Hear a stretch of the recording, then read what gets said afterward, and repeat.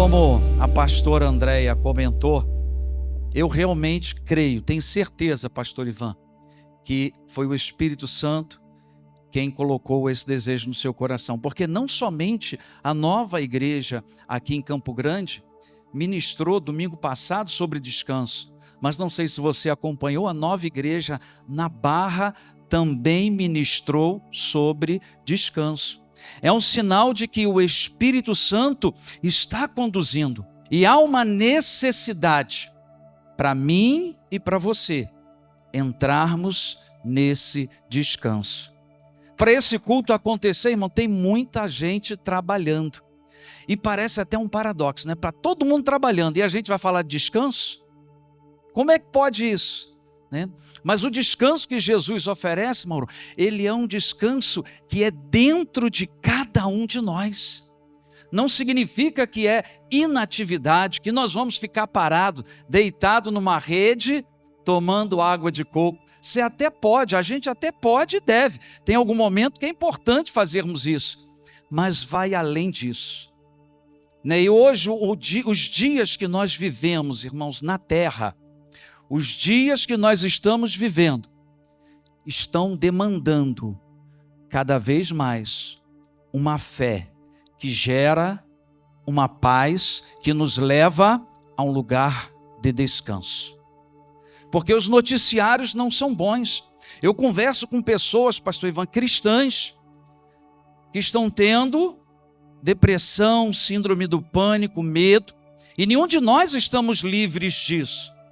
Mas por quê?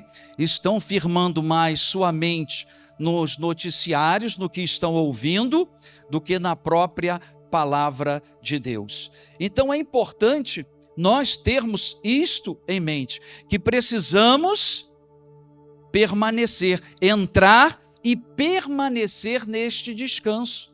Porque parece simples, mas se fosse simples, a Bíblia não ia dizer, esforcemo-nos.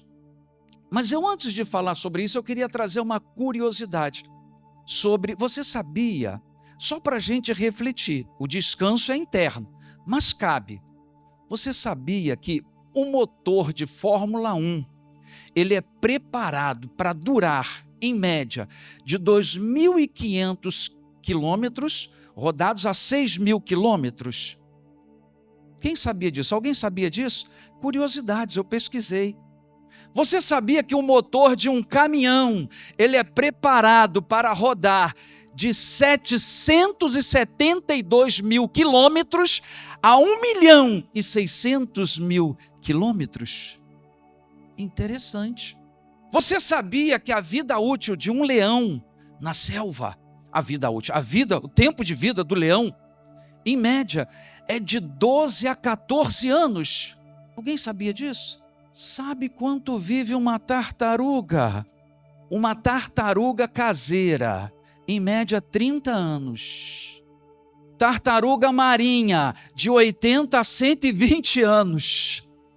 Tem uma espécie de tartaruga terrestre, que eu não lembro nem o nome dela, mas é uma tartaruga gigante. Não, uma outra. Mais de 150 anos. Irmãos, isso aí, galápola, é uma espécie de tartaruga. Dá para a gente refletir, sim ou não? Porque qual é o tipo de vida, o ritmo de vida que eu e você temos? Qual é o nosso estilo de vida hoje? E alguns sintomas.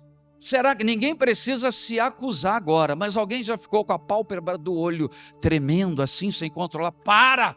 E o negócio não para. Você percebe quem balança muito a perna, é um sinal. Não é para ninguém se acusar, mas é para a gente refletir. Eu estou dentro desse turma aqui, irmão Roberto, estou junto. Então eu acho que é muito importante, irmãos, nós refletirmos sobre isso, né? E o tema, antes do tema, é importante, irmãos, a gente se lembrar. Eu sei que aqui, graças a Deus, pastor Ivan, o povo da nova igreja aqui em Campo Grande, na Barra, todas as nossas novas igrejas já entendem o que é nova aliança e o que é antiga aliança. Sim ou não? Mas temos também visitantes hoje. E é importante essa compreensão e comparação. Quer ver um exemplo antes mesmo da gente entrar na própria palavra? Samuel, você consegue colocar aí o Salmo 90, verso 10? E muitas vezes alguns de nós, irmãos, citamos e trazemos esse texto para a nossa vida. Veja o que diz o texto. Os anos de nossa vida chegam a 70 ou 80 para os que têm mais vigor. Entretanto, são anos difíceis, cheios de sofrimento, pois a vida passa depressa e nós vamos. Talvez eu e você já tenhamos citado esse versículo, mas esse versículo está num contexto de antiga aliança, não se aplica a você e a mim hoje. E para mim e para você, veja a diferença, Salmo 91, 16, por favor, Samuel. Vida, eita, quem tem vida longa em Jesus aí, ó. Aleluia, vida longa eu lhe darei e lhe mostrarei a minha. Percebe que a Bíblia não se contradiz, e a gente precisa entender isso. Mas um parece que é diferente do outro, né? Porque um contexto está na antiga aliança, fala do povo incrédulo atravessando o deserto, e Deus, na sua ira, ele profere isso, e o salmista escreve. Mas o 91, a maioria dos teólogos concordam que foi Davi, e parece que Davi, mesmo vivendo da antiga aliança, ele tinha o coração da nova igreja também, é tudo igual. Quem está entendendo? Então qual é o tema? Hoje nós estamos vamos então para realmente a nossa ministração, esforcemo-nos para entrar no descanso, parte 3. E aí vem o primeiro versículo, que é o próximo slide, Hebreus 4, verso 10 e 11, que nas ministrações anteriores já foram citados, mas é importante a gente recobrar a memória. Veja o que diz Hebreus 4, 10 e 11. Pois toda pessoa que entra no repouso de Deus, também descansa de suas obras, como Deus descansou das suas. Diante disso, esforcemo-nos para entrar naquele descanso, para que ninguém caia no mesmo exemplo de desobediência. Que exemplo de desobediência é esse? O que o texto está querendo dizer? O que o autor aos Hebreus traz para nós nesse texto? O contexto é do povo de Israel atravessando o deserto, mas não acreditando que Deus levaria eles à terra prometida. A desobediência desse povo é consequência, Felipe, de falta de fé. Toda desobediência na vida do cristão é consequência de incredulidade naquela atitude. Por isso que a Bíblia enfatiza, irmãos, 4 vezes. Quantas vezes? O justo viverá pela fé. Porque o que você crê é mais importante do que o que você faz atualmente. Porque o que você crê muda o que você faz, mas o que você faz não muda o que você crê. Por isso a proposta de Jesus para mim e para você é fé. E é difícil no mundo de meritocracia que nós vivemos, às vezes absorver isso plenamente para viver esse descanso. Por quê? Desde pequenininho, quem é pai e mãe aqui? Se comer tudo, vai ganhar um chocolate. Se passar de ano, vai ganhar uma bicicleta. Tinha até aquela propaganda, né? Não esqueça minha Calói. Só os jovens há mais tempo lembram disso. Isso aí, ó. O culto hoje é de jovem, irmão. Se você não é jovem, você está na antiga aliança. Eu estou na nova. Amém, pronto. O Felipe está também. Ganhou a Calói. E é isso. Então, é importante, irmãos, a gente entender esse contexto e fazer essa diferença. E o povo, ele não entrou por incredulidade. E aí, irmãos, avançando aqui na nossa ministração, avança por favor, Bruna. Veja, né, o que nós colocamos aqui, ó. Na criação, Deus descansou no 7º dia de todas as suas obras, de toda a sua criação. Irmãos, pensem comigo. Deus se cansa? O descansar de Deus é uma satisfação na obra realizada. É um pleno prazer em dizer que está tudo realizado, está consumado.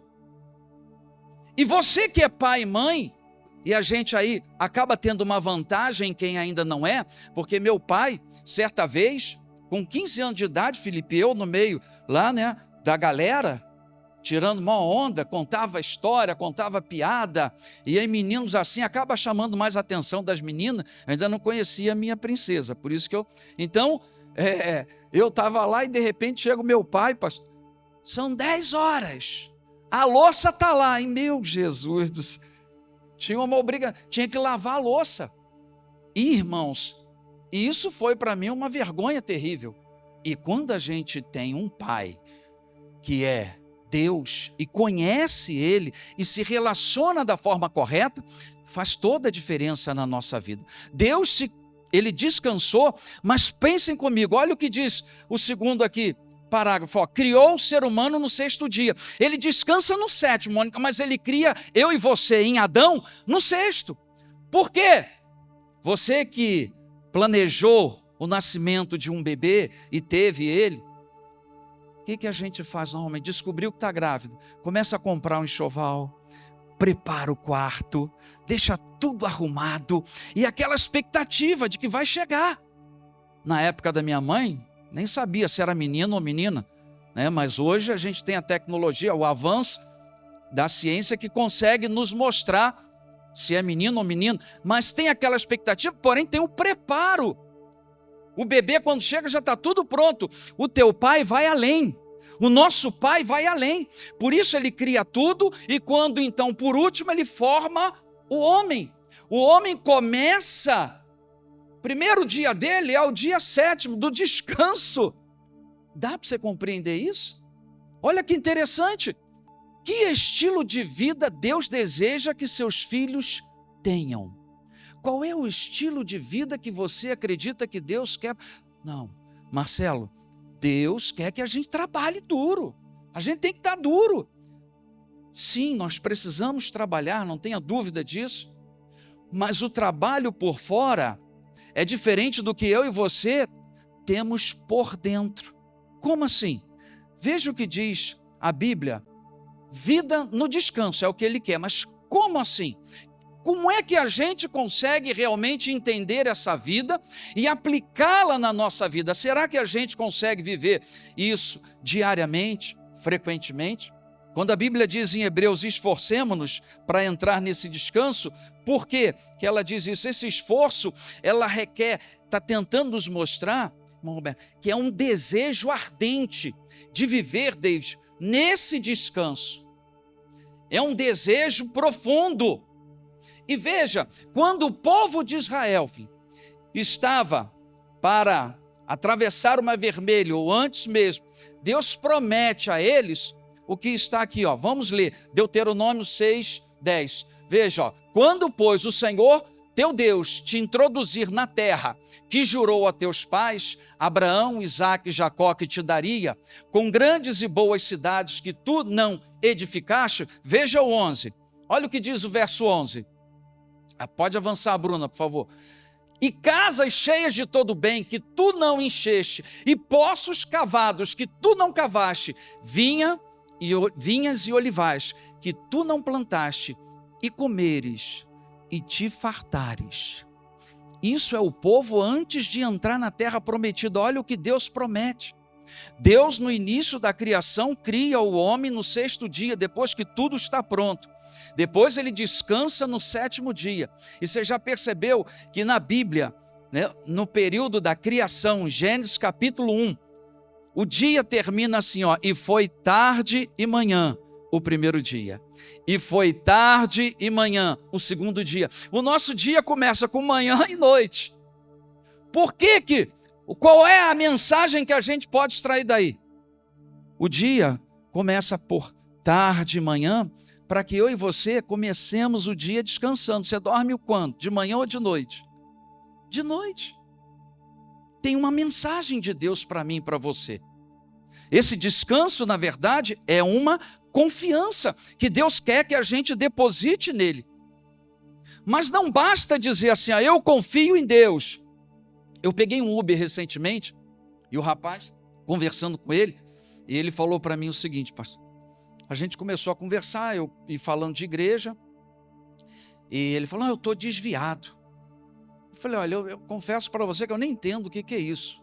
Aí ele, não, é que assim, eu não estou mais frequentando a igreja. É claro que eu sabia, eu quis explorar o assunto com ele. Eu falei, mas Jesus nunca saiu de você. Se você um dia entregou a sua vida a ele e nasceu de novo, você arrumou um grave problema. Ele, qual? Você está condenado a ir para o céu. Ele, é mesmo? Eu falei, é. Ele, mas é assim simples? Eu falei, ué, quem morreu por você foi ele. Quem derramou o sangue foi ele. Foi ele que te amou. E o rapaz falou assim, não, a minha avó fala que tem que ter fé em Deus. E eu falo para ela, eu creio em Deus. Mas realmente para desfrutar esse descanso, não é tão simples quanto parece. Se eu não meditar na Escritura, se eu não debruçar, se eu não desenvolver um relacionamento com Ele.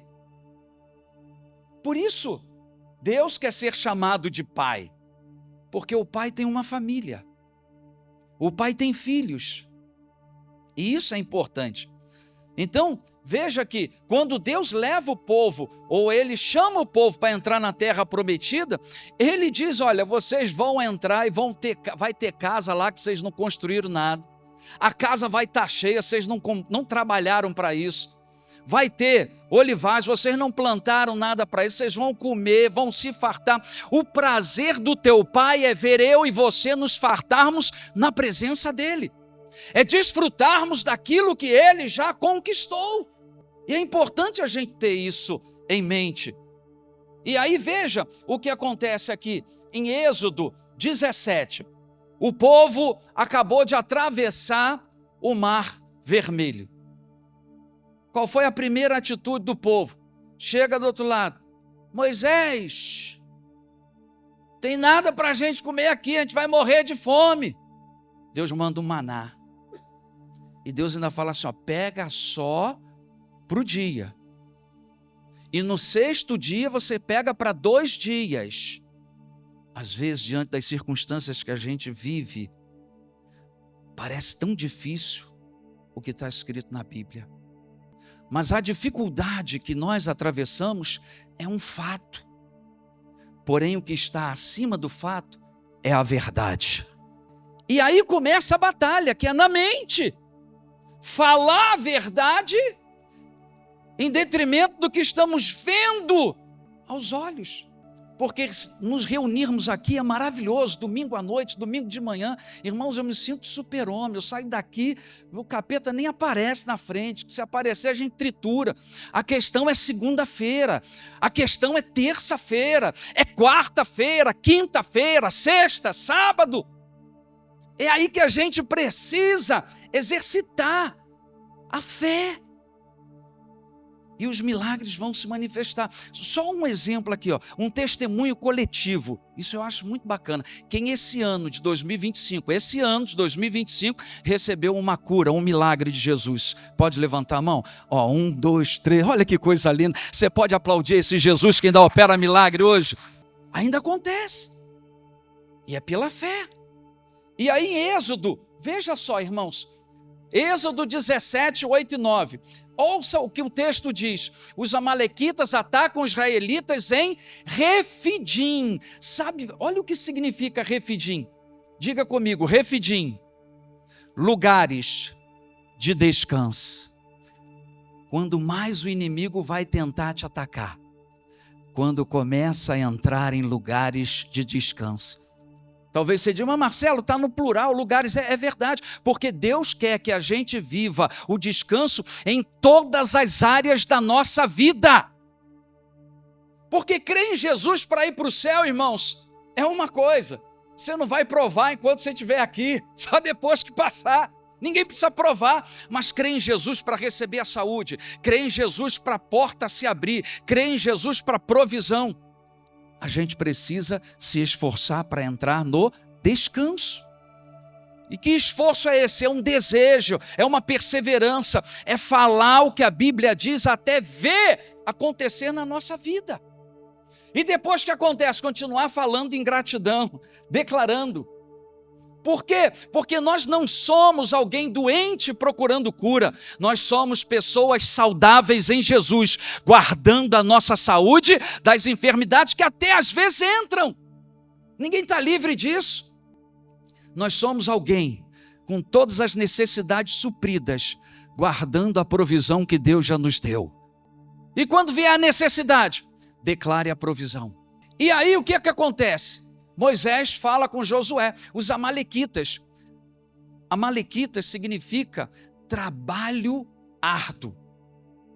E eles foram atacar Israel em Refidim, lugares de descanso. E aí Moisés, ele fala para Josué, pega os soldados e vai para a batalha. Eu vou subir ao monte e vou levar comigo Arão e Hur. E lá nós vamos interceder por vocês. Presta atenção que isso é formidável. Moisés sobe e ele fica com as mãos levantadas, intercedendo, e a batalha acontecendo no vale. E ele lá em cima no monte. Você já experimentou ficar 20 minutos com as duas mãos levantadas, adorando? É por isso que a gente precisa da academia, tá vendo? Vamos começar. Moisés fica com as mãos estendidas, irmãos. Mas ele cansa. E Arão e Hur, então, eles têm uma ideia. Pegam uma pedra, uma rocha, e colocam embaixo. Ele senta, Arão vem de um lado, levanta a mão dele, fica segurando. Hur vem de outro lado, levanta a mão e fica segurando. E diz a Bíblia que ele fica com a mão levantada até o pôr do sol. O que significa isso, Marcelo? Moisés ficou assentado sobre a rocha. Quem é a rocha? É ele, é Jesus. Arão ficou segurando de um lado. Quem é Arão? Sumo sacerdote. Quem é o teu sumo sacerdote hoje? Jesus. E Hur ficou segurando a outra mão. Quem é Hur? Hur significa esplendor e glória. Quem é o esplendor da glória de Deus? É Ele. Quando você está sentado nele, quando você está com Ele, Ele segura a tua mão direita, a tua mão de esquerda, você vai caminhar através da obra que Ele já realizou. É assim que vencemos as nossas guerras. Parece até que estamos cercados, mas estamos guardados por Ele. Quem está entendendo? Qual outro exemplo? Agora vamos ver um outro exemplo no Novo Testamento. Marta e Maria. Quem não conhece essa história? Todos conhecemos. Jesus vai à casa de Marta e Maria. E Gustavo, Marta está inquieta, para lá e para cá. Por quê? Irmãos, só aqui, graças a Deus, na nossa igreja, que o povo não come muito, mas crente come. Ah, come aqui também, não é verdade? Eu sou o primeiro. Vamos organizar. Você já percebeu? A gente fala assim, ó, senta aí que vão trazer. Ih, irmã, já era, confusão. Marta, ela vai preparar comida para 12, para 11 famintos. E Jesus, o que alimenta Jesus? Ver você sentado e Ele podendo ministrar para você e para mim. O que alimenta Jesus é o que Ele fez com aquela mulher samaritana no poço. O que alimenta Jesus é quando eu e você permitimos, Jair, Ele se revelar para nós, Ele revelar o amor dEle por nós, Ele revelar a obra que Ele realizou por cada um de nós. Mas Marta está trabalhando. E Maria? Irmãos, eu não sei, Maria tinha um parafuso mesmo, mas ela estava sentada aos pés de Jesus, Jesus falando e ela sentada. E Marta vai até Jesus e fala para ele, ô mestre, tu não te incomoda não? Eu estou aqui, ó. O ar até pifou. Ah, não tinha ar naquela época, é verdade. Eu estou aqui morrendo de calor, na cozinha o negócio está pegando fogo. E Maria está aí sentada sem fazer nada aos teus pés aí. Fala para ela vir ajudar, me ajudar. Jesus, irmãos, é impressionante. A Bíblia, quando ele adverte, quando chama alguém 2 vezes o mesmo nome, preste atenção que vem algo muito importante. Toda a Bíblia é importante, mas redobre a atenção. Veja o que a Bíblia diz. Jesus então responde a ela no versículo: Marta, Marta, anda fatigadas com muitas coisas. Aí então vem o verso 42. Mas uma só é necessária. Não sei, você consegue imaginar? Eu não sei, às vezes eu acho, peraí, será que Jesus está viajando? Como é que pode? Todo mundo precisa comer, gente. O que é isso? Se a gente não comer, como é que o David faz? Os salgados deles são deliciosos, irmão. O que está com... Marta, uma coisa só é necessária. Uma coisa só é necessária. Por quê? Porque a partir dessa coisa, você e eu conseguimos avançar em todas as áreas da nossa vida. Há quem diga que não, Maria escolheu Jesus. Não, porque Marta também estava querendo servir Jesus, tinha nada de errado nisso. O problema é que tem um momento certo. Só pode oferecer para os outros aquilo que primeiro nós recebemos de Jesus. Maria estava aos pés de Jesus. Você percebe, se você for ler todo o evangelho, os 4, você vai ver que quando Jesus morre e ressuscita, Maria, irmã de Marta, é uma das poucas que não vai ao túmulo para passar especiaria em Jesus. Por quê? Porque naturalmente, Mônica, ela ouviu coisas que poucos ouviram. Ela teve revelações que poucas tiveram. Porque no domingo da ressurreição, as mulheres foram até o túmulo, bem cedo, de madrugada. E chegam lá e ele já não está mais. Mas Maria, irmã de Marta, não foi. Durante a semana, passar aos pés de Jesus, antes de nós sairmos para as nossas atividades, é algo muito bom para a gente fazer, porque nós vamos aprender a crescer, nós vamos descansar nele, e aí vamos conseguir avançar.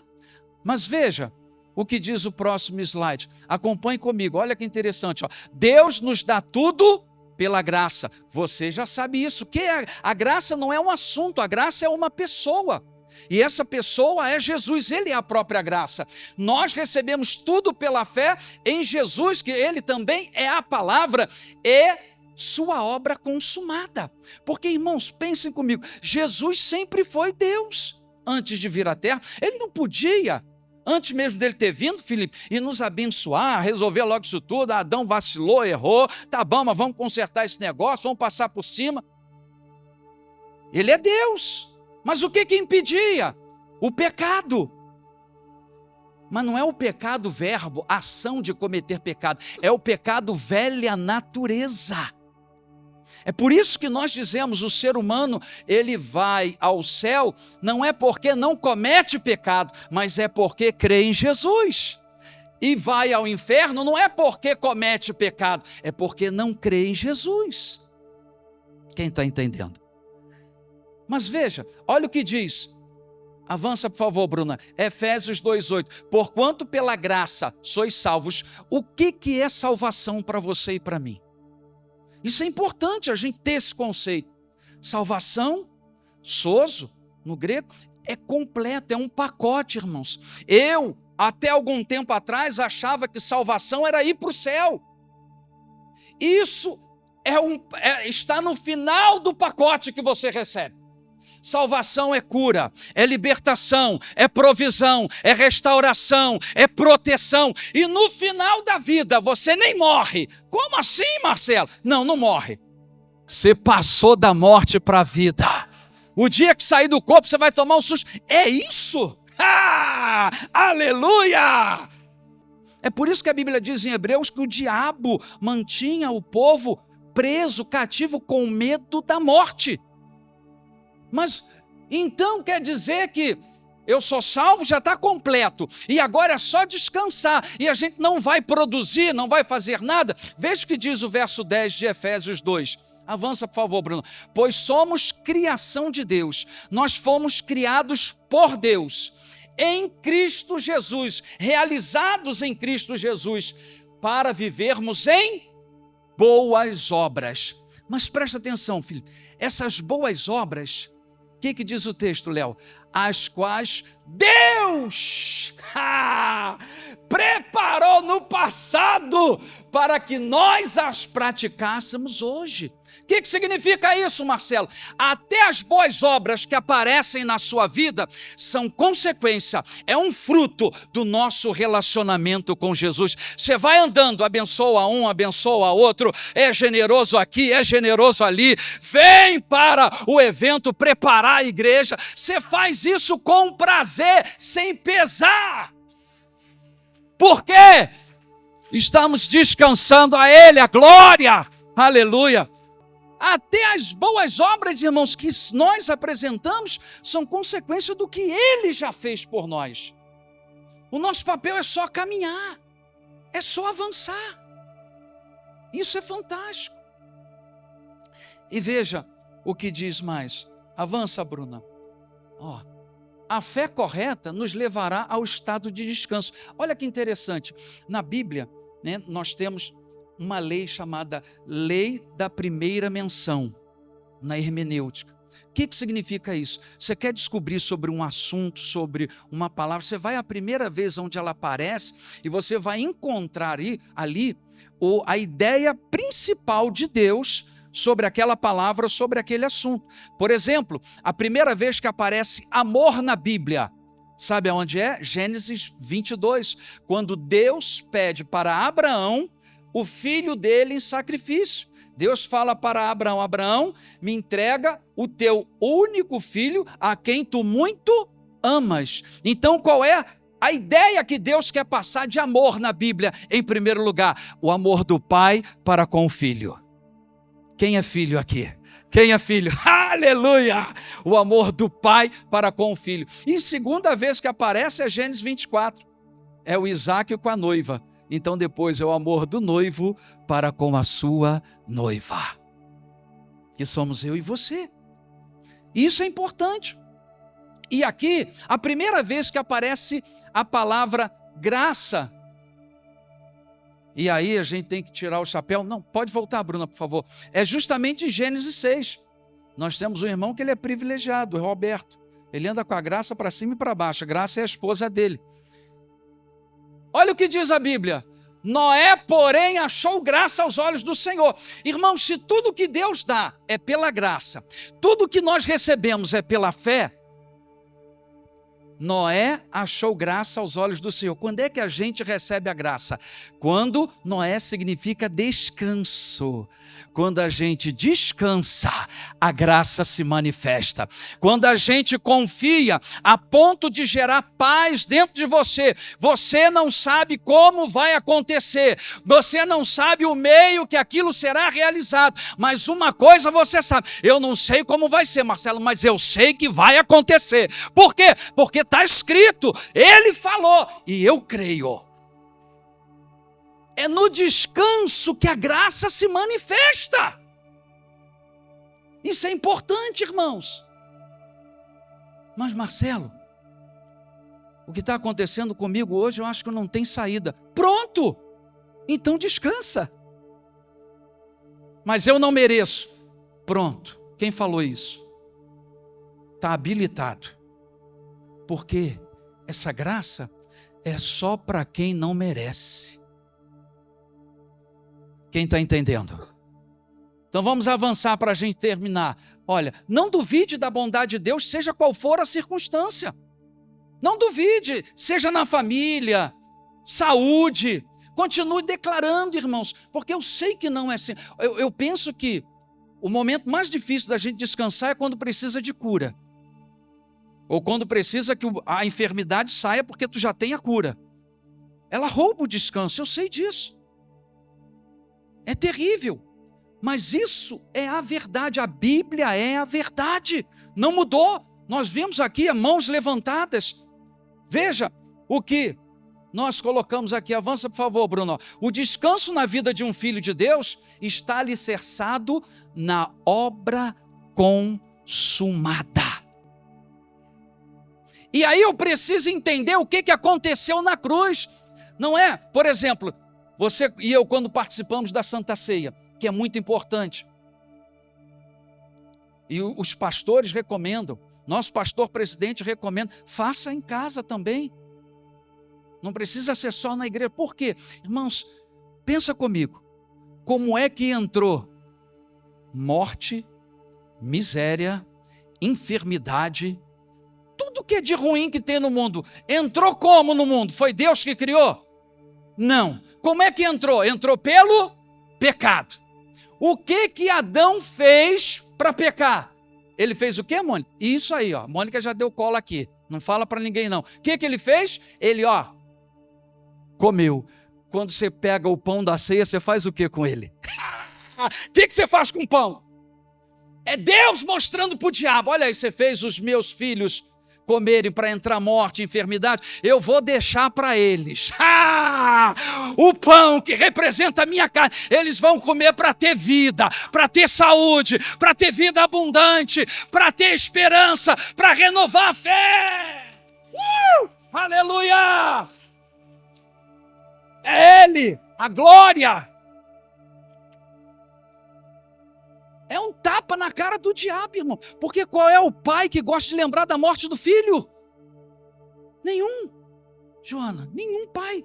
Mas ele faz questão. Lembre, quando estiver participando, pense nele morrendo naquela hora. E você comendo e recebendo a saúde, seja qual for o mal. O pão é para a saúde. O suco é para nos lembrar que estamos livres de culpa, livres de condenação, e livres de condenação, de acusação. Porque o perdão é pleno e completo. Veja, eu quero falar rapidamente, 5 pontos da obra na cruz que afetam a nossa vida. É importante para a gente entrar no descanso. Primeiro, nós temos perdão completo e definitivo. Nós temos, diga, eu tenho perdão completo e definitivo por Deus em Cristo Jesus. Você tem que estar ciente disso, porque enquanto, irmãos, a gente está caminhando certinho, quase não tem problema. A questão é quando você e eu falhamos, porque aí o diabo se aproveita para acusar, para tentar nos prender. Olha o que diz Colossenses 1,14: em quem temos a plena redenção por meio do seu sangue, isto é, o perdão de todos os pecados. Veja aqui 1 João 2,12: filhinhos, eu vos escrevo porque os vossos pecados foram, diga, todos. Você sabe, irmãos, eu fui pesquisar todos no grego, Filipe. Não pasmem. Sabe o que significa? Todos são todos. Sobrou nada, Bruno. Mas peraí, Marcelo, e o pecado que eu vou cometer amanhã? Então tá, vamos lá. Eu sei que isso não acontece com você, mas eu já ouvi, crente fala, não, porque se um amigo meu, se alguém ouvir isso, é interessante. Quando foi que você aceitou Jesus? Pensa comigo. Eu aceitei, pastor Andréia, no ano de 1996. Em 1996. Jesus já tinha morrido há quanto tempo? Então foi no futuro que ele me perdoou já, irmãos. Você está entendendo? Está acompanhando? Não, mas peraí, Marcelo, é que agora é o seguinte, agora que você está com ele, aí agora é contigo. Então veja aqui, todos perdoados, graças ao nome de Jesus, porque é pela obra que ele fez, foi o sangue derramado que ministrou perdão para todo aquele que crê. Irmãos, não se assuste, mas a Bíblia diz que todo ser humano já está perdoado.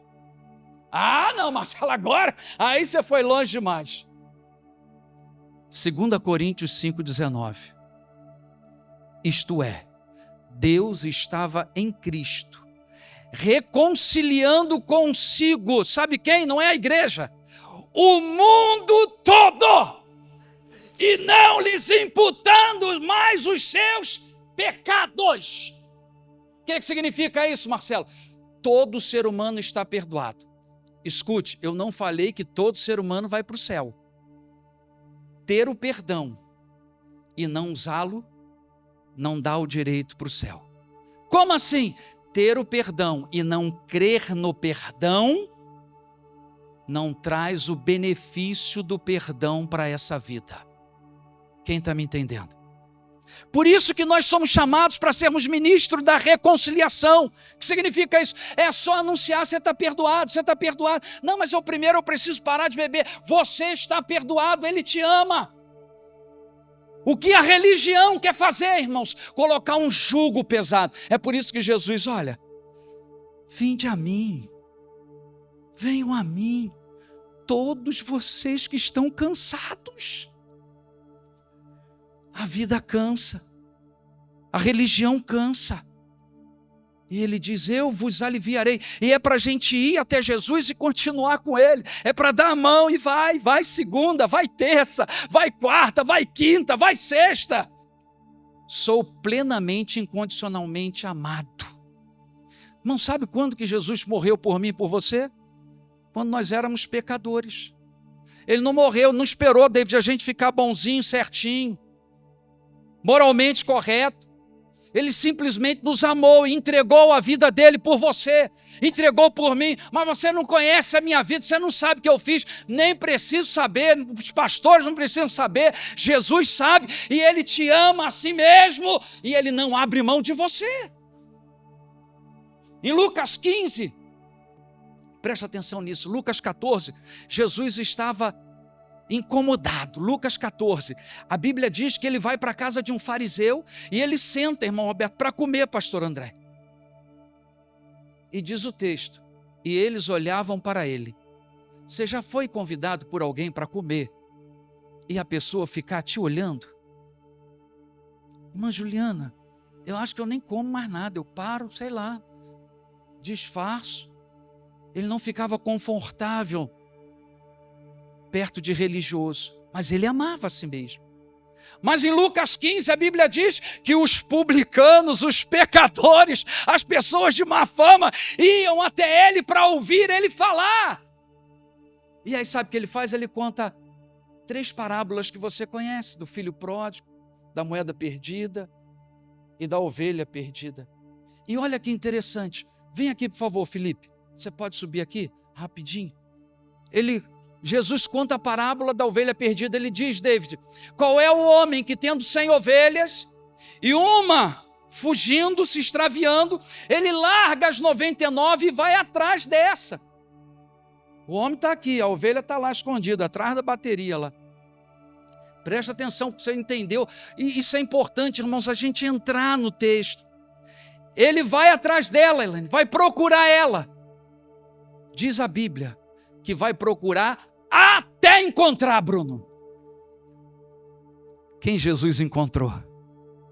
Levanta a mão quem Jesus encontrou. Isso, você estava escondida, estava morto, eu estava no meio da lama, a gente estava no lamaçal de pecado. Ele foi atrás da gente até encontrar. E olha o que diz o texto. E ele procura, ele procura, ele procura, e ele encontra a ovelha perdida. Escute isso. Olha o que diz o texto. Vai em busca da que se extraviou até que encontra. Assim que encontra, sabe que se fosse eu, o Felipe não, que ele é bonzinho, mas eu, o Daniel, tem cara de malvado. Primeira coisa que a gente ia fazer, primeira coisa, pastora, rapaz, já é a 2ª vez que você foge do curral. Eu já te avisei, vamos comigo para casa, mas olha, tu vai tomar surra quando chegar lá, dessa vez tu não escapa. É isso que o texto diz? Coloca no ombro, com alegria, eu te encontrei, eu achei, vamos para casa, e leva para casa, jubiloso, cheio de alegria, leva ela, não abre mão dela. Pode descer por aí, ovelha. E veja, irmãos, chegando à sua casa, convoca os amigos. Olha o que ele diz, vem para a festa. Se alegrar com a ovelha? É o que está descrito no texto? Olha para lá, que vocês estão... Se alegrar comigo, a alegria é dele. A alegria de te encontrar, Bruno, é dele. A alegria de te encontrar, Jéssica, é dele. A alegria de me encontrar é dele. A alegria de te encontrar é dele. Você está entendendo? Esse amor que eu e você precisamos descansar. O Salmo 127, irmãos, o verso 1. Se o Senhor não edificar a cidade, em vão trabalham aqueles que a edificam. Olha o verso 2, ouça o verso 2, presta atenção. Inútil vos será dormir tarde, acordar cedo, comer o pão de dores. Escute agora, porque ele dá aos seus amados enquanto dormem. Mas olha o segredo, ele dá, Joilton, aos seus amados. Quem sabe que é plenamente amado? Quem se sente plenamente amado? As circunstâncias não podem dizer que você não é amado. Você é. E você é, não é pelo que você faz ou deixa de fazer. Você é porque ele te ama. E ponto final. Tem alguém perto de você? Você diga para ele, eu não sei você, mas eu sou amado. Eu sou plenamente amado pelo meu Pai. Você e eu somos plenamente e incondicionalmente amados. Sou plenamente justificado. Irmãos, entenda. Eu e você somos perfeitos aos olhos de Deus. Por quê, Bruno? Porque estamos em Cristo Jesus. Cristo Jesus é perfeito, sim ou não? Ele está em você, então você é. Mas a nossa mente está aprendendo a desenvolver quem você é dentro de você. De vez em quando, irmãos, a minha mente buga e quer me fazer o que eu não sou. Aí minha esposa fala, dá para liberar o cartão para ela? Eu falei, agora não, peraí. Você está entendendo? Os irmãos, tem um mistério. Não sei se o pastor Ivan é assim, irmão. A gente corre, anda de moto, eu não, eu vou chegar lá, que a minha esposa tem medo. O pastor Ivan, um grupo aqui, trabalha, faz tudo. Mas chama a esposa, o marido para ir no shopping. Tem um mistério, estou cansado. Que a esposa roda muito dentro do shopping, né, irmão?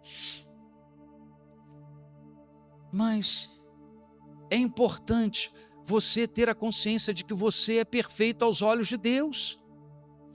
Porque o que você crê é que vai mudar o que você faz.